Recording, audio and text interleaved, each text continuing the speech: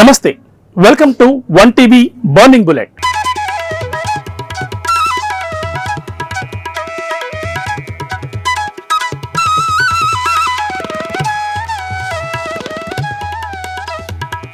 కోరుకున్న వారికి కొంగు బంగారం 7 అడుగులు కాదు, 7 కొండలెక్కిన వారి తలనీలాల సమర్పణతో తలచుకుంటే కోరికల రూపంలో ప్రత్యక్షమయ్యే కలియుగ దైవం తిరుమల వెంకటాద్రి వెలసిన వెండి కొండపై ఇప్పుడు రాద్ధాంతం సిద్ధాంతాల రూపంలో ఫ్లై చేస్తున్నాయి. రోజుకు కొన్ని కోట్ల రూపాయలను ఆర్జించే పవిత్ర భక్తి స్థలం, ఏపీ ప్రభుత్వానికి ఓ గొప్ప ఆధ్యాత్మిక స్థలం.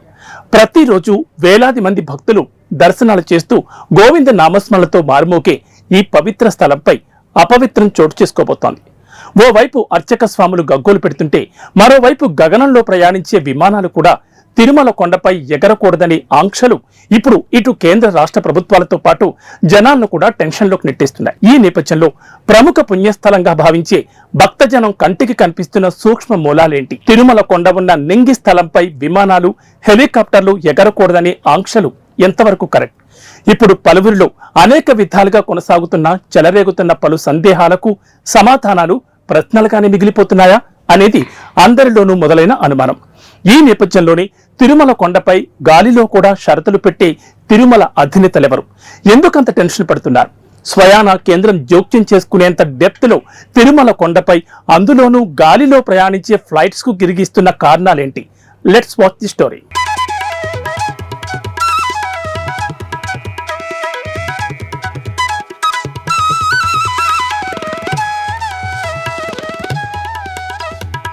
మనం ఇప్పుడు చూస్తున్నది కంటికి కనిపించే భక్తజనం. 7 కొండల వాడి ఏకాంత సమయాన్ని అనుక్షణం దోచుకుపోతున్న భక్తజనం కోసం సర్వ సుఖాలు, సంతోషాలను తన భక్తులతోనే అనుక్షణం పంచుకుంటున్న వెంకటేశ్వరుడు కొలువైన హిందువుల పవిత్ర స్థలం ఇది. పగలంతా భక్తుల సందడితో, గోవింద నామ స్మరణలతో మారుమోపోయే ఈ స్థలం రాత్రైతే అడవి మృగాల సంచారంతో, కీకారణ్యంలో కంటికి కూడా కనిపించినంత భయంకర విషసర్పాల బుసలతో టెరిఫిక్ గా మారుతుంది. అందుకేనేమో స్వామివారిని దర్శించుకునే భక్తుల్లో అడుగడుగున పాదాచారులకు రక్షణ కల్పించే విధంగా కట్టుదిట్టమైన ఏర్పాట్లు చేస్తూనే ఉన్నారు. కానీ ఎన్ని జాగ్రత్తలు తీసుకున్నా ఎక్కడో ఒక చోట చిరుతల సంచారం, సింహాల వేట తదితర అంశాలు భక్తజన ప్రయాణికులకు ఓ శాపంగానే మారుతూ ఉన్నాయి. రోజులో వెండి వెలుగులు మొదలైన క్షణం నుంచి జాగ్రత్తగా పరిశీలిస్తే వెండి కొండను వెండి వెలుగుల నీరెండ కిరణాలతో సూర్య భగవానుడు ప్రసరింపచేసే కాంతికి భక్తజనం ఆనంద అతిశయాలతో ఉక్కిరిబిక్కిరవుతారు. అద్భుతాలు, అవకాశాలు, ఆరాధనలతో పాటు ఐశ్వర్యాలను కూడా ఇచ్చిపుచ్చుకునే స్వామి భక్తజనం అవినావభావ సందేశం సర్వ మానవ సమానత్వానికి సుదూరమనే అభిప్రాయాలు వ్యక్తమవుతున్నాయి. అడుగడుగున భక్తజన పారవస్యంతో పులకించిపోయే స్వామివారి సేవలను కనులారా చూసి తరించిపోతున్న భక్తజనానికి ఇప్పుడు అడుగడుగున వ్యాపార శైలే ఇక్కడ కనిపిస్తుందనేదే పలువురి అభిప్రాయం. స్వామివారి సేవ కంటే శ్రీలక్ష్మి అమ్మవారి సేవలకే ఎక్కువగా ప్రాధాన్యమిచ్చే భక్తజనం కోరుకుంటుంది. అష్టలక్ష్మి వైభవాన్ని ఆవహించుకునే పనిలోనే ఎక్కువగా నిమగ్నమై ఉంటారనేది ఓపెన్ సీక్రెట్.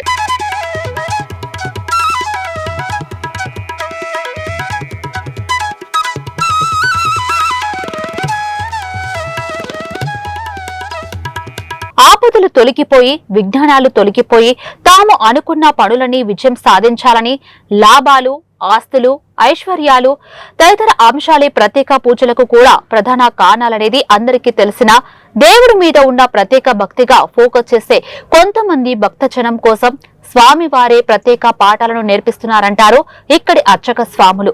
వేదాలన్నీ అవపోసన పట్టి ఆత్మ నిగ్రహం, నిస్వార్థమైన మానవత్వం నిండిన భక్తులకు మాత్రమే స్వామివారు తన దర్శనాన్ని కలుగచేస్తారని ఇక్కడి భక్తులు మనసా వాచా కర్మేనా నమ్ముతారు. కాకపోతే అడిగిన వారికి, పూజలు చేసిన వారికి, దర్శనాలు చేసుకున్న వారికి, మొక్కులు చెల్లించే వారికి ఆపదల నుంచి తొలగిస్తాడనే నమ్మకమే ఈ స్వామికి. అదే భక్తజనం ఇచ్చిన మరో పెద్ద క్రెడిట్ టైటిల్ ఆపద మొక్కులవాడు. అందుకేనేమో ఆపదల మొక్కులవాడా అంటూ స్వామివారికి పూజ కైంకర్యాలను సమర్పించే భక్తజనం నానాటికి ఐశ్వర్యవంతులుగా వృద్ధి చెందుతారనేది అర్చక స్వాముల వివరణ. ఇంతకీ నేల మీద ఉన్న వెండి కొండలకు, గగన తలంలో ఎగురుతున్న విమానాలకు సంబంధం ఏంటి? ఇక్కడే కొంతమందికి కొన్ని సందేహాలు, మరికొంతమందికి మరికొన్ని అనుమానాలు. వాటిలోనే జవాబులు కూడా కనిపిస్తూ ఉన్నాయి. ఇంతకీ స్వామివారి భక్తజనానికి దర్శనమిస్తున్న వెంకటేశుడు ఆకాశంలో ప్రయాణించే విమానాలకు కనిపించడం లేదా, లేక పోనీలే పోనీ అని వదిలేస్తున్నాడా?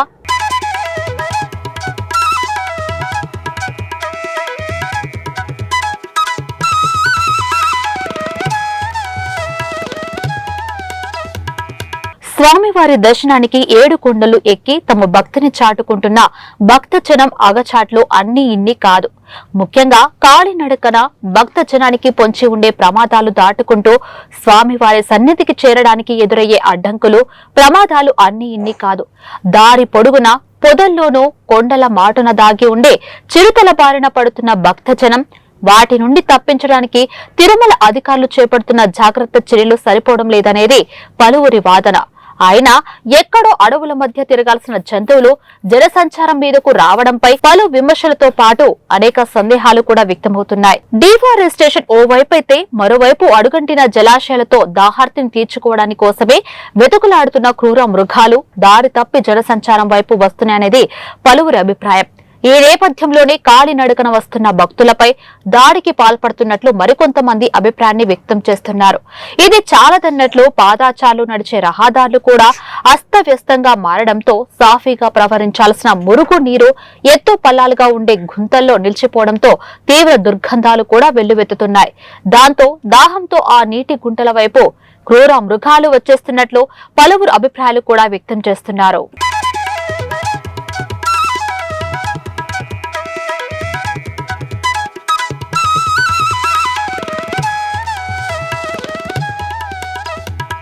ప్రతిరోజు వేలాది మంది వెంకటేశ్వరుడి దర్శనానికి వచ్చే భక్తులకు రహదారులు, నిర్మాణాలు అడ్డగోలుగా స్వాగతాన్ని పలుకుతున్నాయి.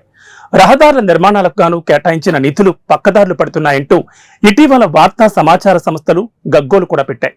గత ప్రభుత్వాల హయాంలో తిరుపతి రహదారుల నిర్మాణం కోసం కేటాయించిన నిధులపై కాంట్రాక్టర్ల దగ్గర నుంచి మొదలు పెడితే అటు పెద్ద పెద్ద బడా నేతల వరకు షేర్లు కేటాయించడంతో మహాసముద్రం లాంటి నిధులు పిల్ల కాలువల్ల కార్యాచరణకు వచ్చేసరికి మారిపోతున్నాయనేది పలువురి అభిప్రాయం. రహదారుల నిర్మాణాల ముసుగులో అడ్డగోలుగా భూములు లాక్కుని T2DR బాండ్ల పేరుతో కోట్ల రూపాయలు దిగమింగడంపై చూపించిన శ్రద్ధ, భవిష్యత్ తరాలకు ఉపయోగపడేలా నిర్మించాల్సిన నిర్మాణాలపై చిత్తశుద్ధి కొరబడిందని స్థానికులు ఆవేదన వ్యక్తం చేస్తున్నారు. మరోవైపు రహదారుల నిర్మాణంలో డ్రైనేజీలు కూడా నిర్మించాలనే కనీస ప్రమాణాలు, కనీస ప్రణాళికలు ఇంజనీర్లకు తట్టలేదా, లేక నేతల తీరుకు నచ్చలేదా అనే అనుమానాలు కూడా వ్యక్తమవుతున్నాయి. ఫలితంగా మురికి నీరు, వర్షపు నీరు ప్రవహించే దారి లేక మాస్టర్ ప్లాన్ రహదారులపైనే ప్రవహిస్తున్నాయి. దీంతో ప్రధాన రహదారులన్నీ గుంతలమయమైపోవడంతో మురికి నీరు నిలువ ఉండిపోతోంది. అసలు కథ ఇక్కడే మొదలవుతుంది. అడవుల్లో నీరు నిలవ ఉండాల్సిన నీటి గుంతలు ఎండిపోవడంతో అడవి మృగాలు తాగునీటి కోసం కటకట్లాడిపోతున్నాయి. ఇక ప్రస్తుతం జనాలపైకి ఎగబడుతున్న చిరుతలు కూడా ఇప్పుడు అదే ఇబ్బందిని ఎదుర్కొంటున్నాయనేది పలువురి అభిప్రాయం.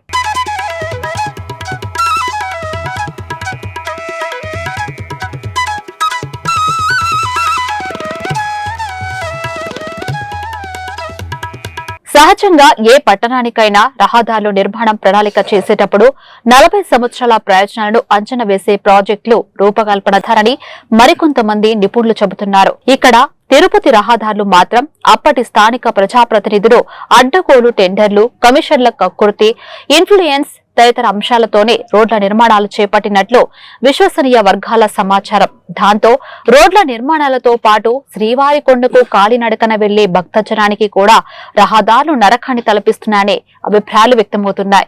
ఈ నేపథ్యంలోనే గతిలేని పరిస్థితుల్లో గుంతల్లో నిండిపోయిన మురుగు నీటిని పారిశుద్ధ సిబ్బంది ఎత్తిపోవాల్సి వస్తుంది. ఇక్కడే మరో విషయాన్ని కూడా మనం జాగ్రత్తగా పరిశీలించాలి. రహదారుల నిర్మాణాల్లో గూడు పుఠానీలు జరిగాయో లేదో అనే పుకార్లను గుడ్డిగా నమ్మడం కంటే నాణ్యత లేని రహదారుల నిర్మాణాలపై ప్రజాప్రతినిధులను, స్థానిక నేతలను, సంబంధిత అధికారులను, నిర్మాణాలకు చేపట్టిన కాంట్రాక్టర్లను నిలదీయాల్సిన అవసరం ఉందనేది స్థానికులు చెబుతున్న మరో మాట. ఇంత జరుగుతున్నా టీటీడీ ఆలయం వైపు ఉన్న రహదారుల విషయంలోనూ అటు ప్రభుత్వం గాని, ఇటు దేవాలయ అధికారులు గాని పట్టించుకునే పరిస్థితులు ఇక్కడ నెలకొన్నాయనేది గతంలో వెల్లువెత్తిన విమర్శలు. ఇక పట్టణ రహదారుల విషయంలోనూ అదే పరిస్థితి నెలకొనడంతో ఇటు వాహనదారులు, అటు స్థానికులు తీవ్ర ఇబ్బందులకు గురవుతున్నారనేది కళ్లకు కట్టినట్లు కనిపిస్తున్న వాస్తవం. ఇక తాజా సమాచారం ప్రకారం తిరుమలను సందర్శించే భక్తజనులకు రహదారులు సరికొత్తగా ముస్తాబవుతున్నాయి. కొత్తగా ఏర్పడిన కూటమి నుంచి నియమితులైన చైర్మన్ బిఆర్ నాయుడు ఆధ్వర్యంలో తిరుమల కొండ కొత్త సోయగాలను సంతరించుకుంటుంది.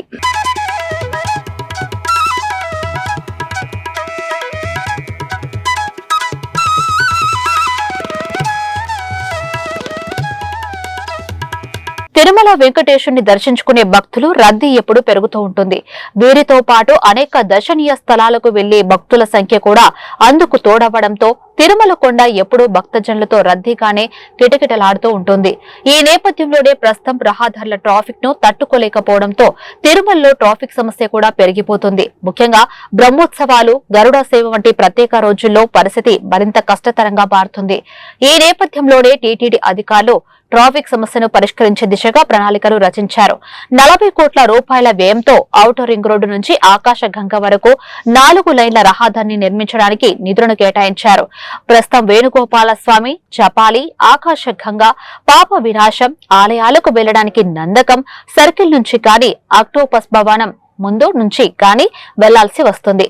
తాజా విశ్లేషణల ప్రకారం గోగర్భం డ్యాం నుంచి పాప వినాశనం వరకు ఉన్న 2 వరుసల రహదారి ట్రాఫిక్ ను పరిష్కరించలేకపోవడంతో ఇప్పుడు 4 లైన్ల రహదారుల నిర్మాణానికి టీటీడీ శ్రీకారం చుట్టింది. మరోవైపు రహదారుల నిర్మాణానికి నిధుల కేటాయింపుతో పాటు తదితర ప్రాసెస్ పనులు కూడా ప్రారంభం కావడంతో తాజాగా మరో సరికొత్త సమస్య నిర్మాణ దశలోనే ప్రారంభమైనట్లు తెలుస్తోంది. ఆకాశగంగా ప్రాంతంలో ఉన్న అడవుల మధ్య నుంచి రోడ్డు నిర్మాణాలు చేపట్టాల్సిన అవసరం ఉంది. దాంతో అటవీ శాఖ అనుమతులు కూడా కావాల్సి ఉన్న నేపథ్యంలో ఈ సమస్యను ప్రభుత్వ దృష్టికి తీసుకెళ్లినట్లు తెలుస్తోంది. అత్యంత పవిత్ర స్థలంగా భావించే 7 కొండల పరిసర ప్రాంతాలను అపవిత్రం చేస్తున్నారంటూ పవిత్ర స్థలాన్ని దర్శించే భక్తజనంతో పాటు టీటీడీ యాజమాన్యం కూడా కొన్ని సందర్భాలను కూడా ఇప్పటికే పలుమార్లు గగ్గోలు పెట్టారు. అయినా అన్ని మతస్థులు సంచారం అంటూ చాలా సార్లు ఆరోపణలు వెల్లువెత్తాయి. ఇప్పుడు నేల మీద అన్యులు అపవిత్రం చేస్తూ ఉంటే ఆకాశ మార్గాన ప్రయాణించే విమానాలు కూడా పవిత్ర స్థలాన్ని అపవిత్రం చేస్తున్నాయంటూ ఆరోపణలు వెల్లువెత్తుతున్నాయి.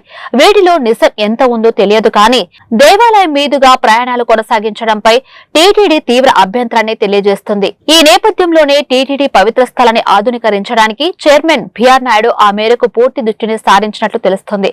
ఈ నేపథ్యంలోనే టీటీడీ తీసుకున్న ఆధునీకరణ ఏర్పాట్ల నిర్ణయాల్లో భాగంగా ఎలక్ట్రిక్ లైట్లతో బహు సుందరంగా అలంకరిస్తున్నారు. ఈ ప్రయత్నం ఘాట్ రోడ్లలో ప్రయాణించే భక్తులకు సరికొత్త అనుభూతిని కలిగించనుంది. దాంతో పాటు ఆధ్యాత్మిక పులకింతను, మానసిక ఉల్లాసాన్ని నింపేందుకు టీటీడీ ప్రణాళికలు సిద్ధం చేసింది. ఈ ప్రక్రియలో భాగంగా గరుడాద్రి పర్వత శ్రేణుల్లోనూ వినాయక స్వామి ఆలయం దగ్గర రంగురంగులతో కూడిన ఎలక్ట్రిక్ ఫోకస్ లైట్లను ఏర్పాటు చేశారు. మరోవైపు తిరుమలను మరింత ఆధునిక వసతులతో సుందరీకరించడానికి చైర్మన్ బిఆర్ నాయుడు ప్రణాళికలు సిద్ధం చేస్తున్నట్లు విశ్వసనీయ వర్గాల సమాచారం. దాంతో తిరుమల శ్రీవారికి నిర్వహించే ఉత్సవాల్లో భాగంగా అత్యంత వైభవాన్ని తలపించనున్నాయనే అభిప్రాయాలు భక్తజనం నుంచి వ్యక్తమవుతున్నాయి. వాస్తవానికి ఏడాదికి 450 ఉత్సవాలు, 20 రోజుల పాటు అత్యంత సుదీర్ఘమైన అధ్యయనోత్సవాలు నిర్వహించనున్నట్లు టీటీడీ అధికారులు చెబుతున్నారు. మరోవైపు 2025 డిసెంబర్ 30 నుంచి జనవరి 2026 జనవరి 26 వరకు తిరుమల ఆలయం భక్తుల సందడితో ప్రత్యేక పూజ, అభిషేకాలతో కోలాహలంగా మారనుంది. మరోవైపు ఈ ఉత్సవాల సందర్భంగానే సాధారణ ధనుర్మాసంలో వైకుంఠ ఏకాదశికి 11 రోజుల ముందుగా శ్రీవారి సన్నిధిలో దివ్య పాసురాల ప్రబంధ పారాయణంగా పిలిచే అధ్యయనోత్సవాలు కూడా ప్రారంభం కానున్నాయి. దాంతోపాటు స్వామివారి ప్రాశస్త్యంపై 12 మంది అశ్వారులు రచించిన దివ్య ప్రబంధ పాసురాలతో గోష్ఠిగానం చేయనున్నట్లు అధికారిక సమాచారం. ఇది 4000 పాసురాలను 25 రోజుల పాటు శ్రీ వైష్ణవుల పారాయణం కూడా నిర్వహించబడుతుంది. ఇంత పవిత్ర స్థలంగా భావించే తిరుమల కొండపై అటు ఆకాశంలోనూ ఇటు నేలపైన అపచారాలు జరుగుతున్నాయంటూ వెల్లువెత్తున్న విమర్శలు భక్తజనుల్లో అనేక సందేహాలు కూడా రేకెత్తున్నాయి. ఓవైపు నేలపై అన్యుల సంచారం, ప్రచారంతో పాటు కొండ శివారు ప్రాంతాల్లో ఇల్లీగల్ అపచారాలు కూడా జరుగుతున్నట్లు వెల్లువెత్తున్న విమర్శలో నిజం ఎంత ఉందో ఆ పరమేశ్వరుడికే తెలుసుంటున్నారు ఆధ్యాత్మిక పౌరులు.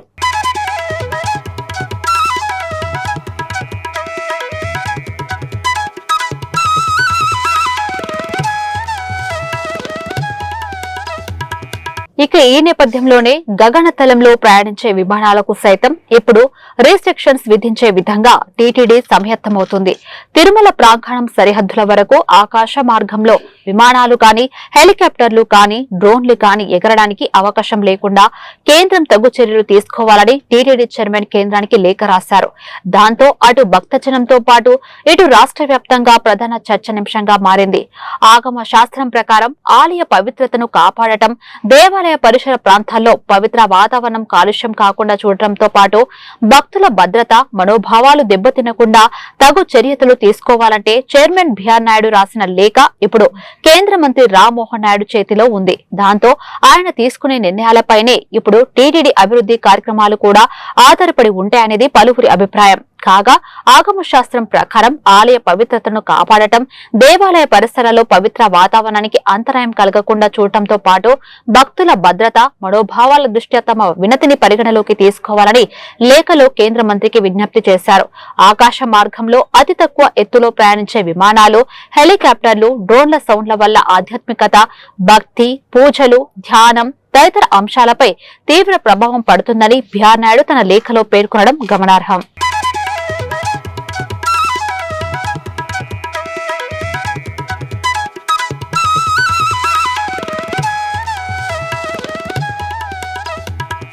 మరోవైపు పబ్లిక్ లో మాత్రం మరో టాక్ మరో విధంగా వినిపిస్తుంది. పవిత్ర కొండపై నుంచి ఎగిరే ఫ్లైట్స్, హెలికాప్టర్ల ఫ్లయింగ్ ను అనుమతిస్తే టెర్రరిజాన్ని కానీ, అసాంఘిక శక్తులు కానీ దాడికి పాల్పడే అవకాశాలు ఉన్నట్లు మరికొంతమంది తమ అనుమానాలను వ్యక్తం చేస్తున్నారు. మరోవైపు డ్రోన్లు లాంటి వాటిని అనుమతిస్తే వీడియో, ఫోటోలు షూట్ చేస్తే అవి శత్రు దేశాల చేతిలో పడే అవకాశం ఉన్నట్లు ఆందోళన కూడా వ్యక్తమవుతున్నాయి.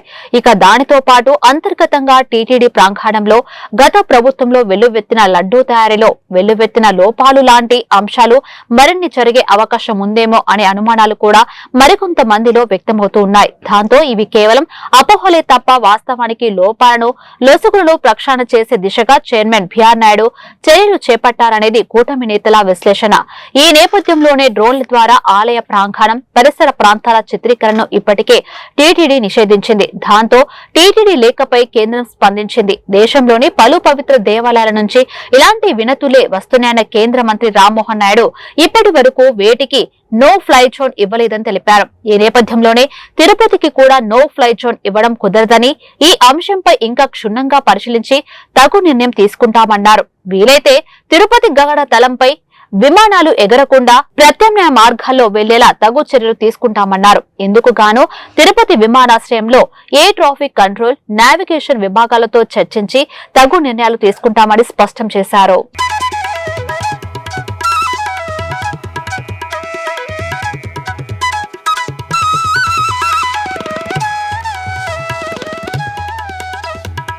తిరుమల ఆలయ పవిత్ర స్థలంపై విధించిన విమాన ఆంక్షలపై గతంలోనే చాలా డెప్త్ గా చర్చలు జరిగాయి.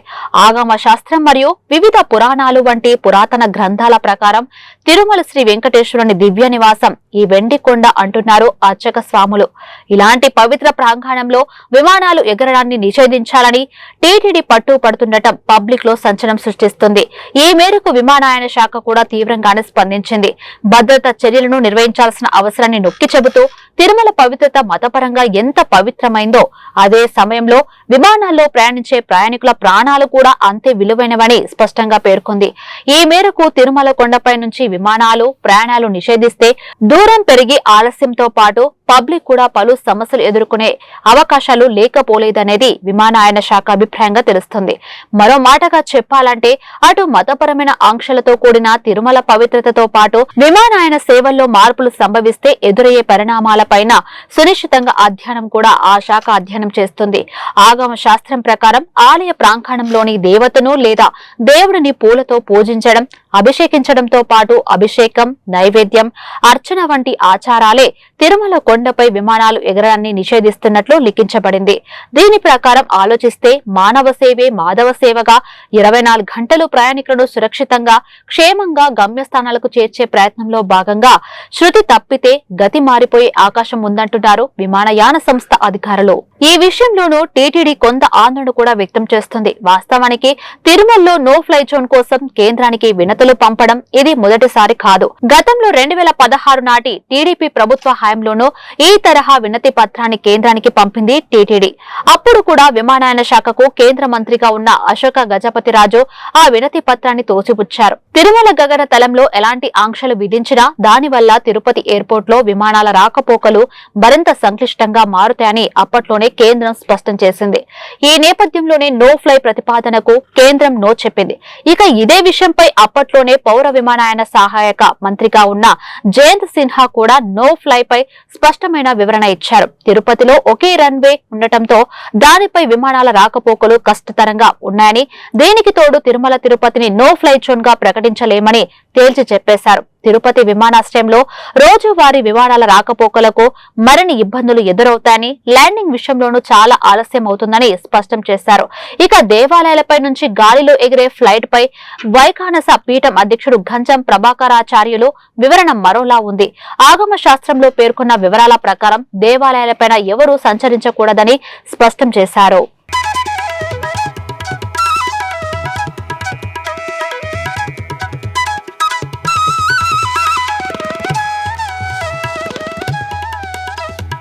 స్వయం వ్యక్తి క్షేత్రం అనేది కోట్లాది మంది భక్తుల విశ్వాసాలకు సంబంధించిన అంశంగా ఆయన అభివర్ణిస్తున్నారు. అలాంటి క్షేత్రం పైన విమానాలు, రాకెట్లు ఎగరడం మహాపాపంగా ఆయన విశ్లేషిస్తున్నారు. దీనిని మరో మాటగా చెప్పాలంటే దేవుడి తలపైనే మానవుడే ఆధిపత్యాన్ని చెలాయిస్తున్న భావన కలుగుతుందనేది మరో అభిప్రాయం. ఈ కారణంగానే భగవంతుడి కంటే మనిషి కాని, మనిషి నిర్మించిన నిర్మాణాలు కాని అధిక ఎత్తులో కాని ఎక్కువగా కాని ఉండకూడదనేది ఆగమ శాస్త్రంలో లిఖించబడినట్లు వైఖానస పీఠం అధ్యక్షుడు వివరణ. ఆలయ ప్రాంతాన్ని దాని సరిహద్దుల వరకు ఉన్నతంగా భావించాలని ఆగమ శాస్త్రాలు చెబుతున్నాయి. అందుకే భగవంతుడిపైన విమానాలు, హెలికాప్టర్లు ఎగరడం సమర్థనీయం కాదని వివరించారు. ఆత్మ సాక్షిగా ఆలయ శిఖరాలను, ప్రాంగణాలను, పరిసరాలను పవిత్రంగానే భావించాలంటూ ఆగమ శాస్త్రం స్పష్టంగా వివరిస్తుంది. భగవంతుడికి నివేదన సమర్పించేటప్పుడు ఘంటనాదం, డమరుకం, వాయిద్యాలు తప్పితే వేరే ఏ శబ్దాలు వినిపించకూడదనేది ఆగమ శాస్త్రంలో లిఖించబడిన స్పష్టమైన రిస్ట్రిక్షన్. ఆగమ శాస్త్రంలో వివరించిన నియమాలను అధిగమిస్తే అపచారం, దోషం చేసినట్లే అవుతుందన్నారు పీఠం అధ్యక్షుడు గంజం ప్రభాకరాచార్యులు. ఇక ఇదే విషయాన్ని మరింత స్పష్టంగా మాట్లాడితే భారత్ లో నో ఫ్లై జోన్ ఏర్పాట్లపైన, వాటి నిర్వహణలపైన ministry of civil aviation website లో ఎలాంటి వివరాలు కనిపించవు. కానీ aeronautical information services India site లో కొన్ని వివరాలు మాత్రం పొందుపరచబడ్డాయి. అందులో లిఖించిన వివరాల ప్రకారం భారత్ లో కొన్ని ప్రాంతాల్లో విమానాలు రాకపోకలు నిషేధించినట్లు స్పష్టమవుతుంది. ఈ కార్యాచరణలో భాగంగానే విధి విధానాలను 3 రకాలుగా వర్గీకరించినట్లు తెలుస్తుంది. నిషేధిత, నిరోధిత, ప్రమాదకరమైన ప్రాంతాలుగా వీటిని ఇక్కడే కాదు ప్రముఖ స్థానాల్లోనూ, స్థావరాల్లోనూ, ప్రాంతాల్లోనూ వీటిని ఖచ్చితంగా అమలు చేస్తారు. వీటిని PRD అక్షరాలతో సూచిస్తారు. P అంటే ప్రొటెక్టెడ్ ఏరియా అని, R అంటే రెస్ట్రిక్టెడ్ ఏరియా అని, D అంటే డేంజరస్ ఏరియాగా పరిగణిస్తారు. దేశ సరిహద్దు జలాలు, దేశంలోని కొన్ని నిర్దిష్ట ప్రాంతంలోకి విమానాల రాకపోకలను భారత ప్రభుత్వం నిషేధించింది. ఆయా ప్రాంతాల్లోని సైనిక, వైమానిక, నౌకాదళ స్థావరాలు, ఆయిల్ రిఫైనరీలు, క్షిపణి పరీక్ష కేంద్రాలు, అంతరిక్ష ప్రయోగ కేంద్రాలు, పరిశోధనలు జరిగే ప్రాంతాలు, అణుశుద్ధి కర్మాగారాలు, అభయారణ్యాలు లాంటి ప్రముఖ నిషేధిత ప్రాంతాల్లో విమానాలు ఎగరడం, ప్రవేశించడం లాంటి పరిస్థితులను కేంద్రం నో ఫ్లై జోన్ గా ప్రకటించింది. సో మరో మాటగా చెప్పాలంటే మానవ సేవలోనే మాధవుడు ఉన్నాడని చెబుతున్న పురాణాలకు నో ఫ్లై ఆదేశాలు ఇవ్వాలంటూ సూచనలకు కారణాలైన ఆగమ శాస్త్రానికి పొంత కనిపించకపోయినా టీటీడీ ఆలోచన విధానం మాత్రం ఎందుకో కొంతమేర సరైనదే అనిపిస్తుందంటున్నారు భక్తజనులు. కాకపోతే నో ఫ్లై జోన్ కారణంగా ఎదురయ్యే సమస్యలను కూడా మరికొంత అధ్యయనం చేస్తే టీటీడీ నిర్ణయాల్లో మరింత స్పష్టత వస్తుందనేది మరికొంతమంది వాదన. ఆకాశంలో ఎగిరే విమానాల విషయంలో టీటీడీ నిర్ణయాలు సమర్థనీయం కాదంటున్న కేంద్రం, విమానాశ్రయాల్లో ఇప్పటికే రిజిస్టర్ అయిన రూట్ల మార్పుల్లో కొత్త పరిణామాలు చోటు చేసుకుంటే జాతీయంగానూ అంతర్జాతీయంగానూ పెను మార్పులు సంభవించే అవకాశాలు ఉన్నాయంటున్నారు విమానయాన శాఖ అధికారులు. సో అటు విమానయాన శాఖ, ఇటు టీటీడీల మధ్య నెలకొన్న సందిగ్ధాలు తొలగిపోవాలంటే కేంద్రం మరోసారి ఈ వ్యవహారాన్ని పునఃపరిశీలించాల్సి ఉంటుంది. అదే జరిగితే గత కొన్ని సంవత్సరాలుగా తీరని టీటీడీ కోరిక అతి త్వరలో తీరుతుందని మనము ఆశిద్దాం. ఇది ఇవాల్టి బర్నింగ్ బులెట్. మరో స్టోరీతో మళ్ళీ కలుద్దాం. Till then stay tune. 1 TV news, ప్రతిక్షణం ప్రజల పక్షం.